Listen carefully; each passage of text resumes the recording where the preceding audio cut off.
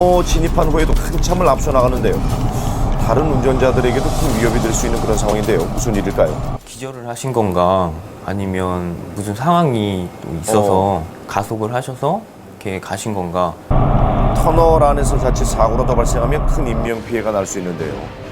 곧이어 제보자의 블랙박스에 한쪽에 멈춰서 있는 SUV 차량의 모습이 보입니다.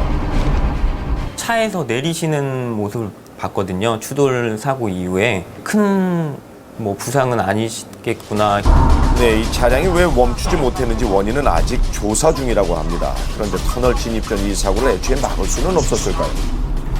앞선 차량이 정지했을 때 추돌 사고로 이어지는 원인, 바로 안전거리 미확보 때문입니다.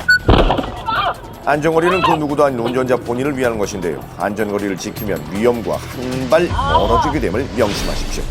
경기도 수원입니다. 제보자의 차량은 지금 주행 신호를 기다리고 있습니다.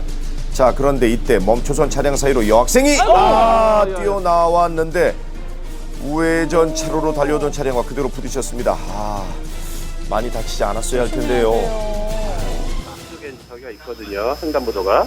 학교 애들 끝나갖고 나오는 저기가 그쪽으로 학생들이 더 많이 건너요. 학생들은 운전 같은 경험이 이번에도 없으니까 아찔한데요. 그쪽 차선에서 차가 지나갈 거라는 생각은 못했을 것 같아요.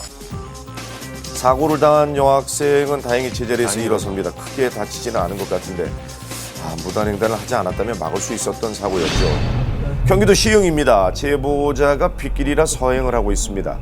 그런데 그 순간 아이고, 갑자기 학생 한 명이 달려나와 제보자의 차량과 그대로 부딪히고 말하는데요. 제보자가 서둘러 내려 상태를 확인했다고 합니다. 학생은 괜찮았나요? 그랬었는데 괜찮다고 안 다쳤다고 그냥 그런 식으로 잠깐 실랑이 하다가 그냥 도망가 버렸어요. 네. 경찰에 신고를 했었어요. 학생 부모라든가 신고 들어오면 저한테 연락을 주겠다.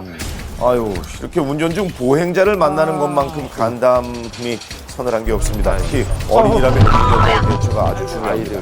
어린이가 설령 괜찮다고 하더라도 반드시 경찰에 사고 사실을 알리고 연락처를 남겨야 한다는 것 잊지 마십시오. 제보자는 야간 근무를 위해 동료와 함께 출근을 하고 길이었습니다. 그런데 지금 저 앞에 뭔가요?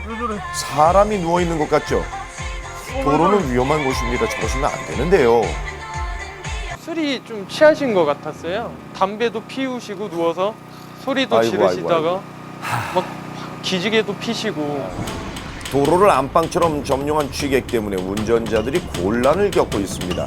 혹시나 사고로 이어진다면 큰일인데요. 차량 운전자들이 지금 조심스럽게 피해가고 있는데요. 경찰이 왔네요. 네, 차량 통행을 방해하고 있는 취객을 일으켜 바로 지구대로 향했는데요. 운전자뿐만 아니라 취객의 안전을 위해서라도 이런 일은 절대 없어야만 하겠죠. 지난 몇 달간 더운 날씨 때문인지 유난히 취객의 모습이 블랙박스에 많이 포착됐습니다. 운전자와 마찬가지로 보행자에게도 지나친 음주는 독이 됩니다.